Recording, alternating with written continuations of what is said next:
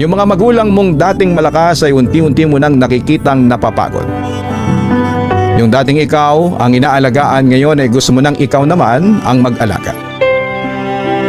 Pero minsan, kahit gusto mong ibigay ang lahat, kulang pa rin yung kaya mo. At yun yung pinakamasakit sa isang anak. Yung makita silang may kailangan pero hindi mo agad maibigay. Yung gusto mong bilhin lahat para sa kanila pero kailangan mo munang unahin kung alin ang kaya lang ng bulsa mo. Minsan mapapaisip ka na lang, kailan kaya yung ako naman? Yung kaya mo nang sabihin sa kanila na pahinga na muna kayo. Kasi ang totoo ay hindi naman para sa sarili mo kaya ka lumalaban. Yun ay para sa kanila.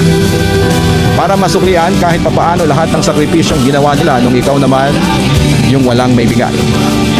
At kung may isang dasal ang bawat mabuting anak, yun yung sana bigyan pa tayo ng mas mahabang oras para maibigay natin sa magulang natin ang buhay na deserve nila.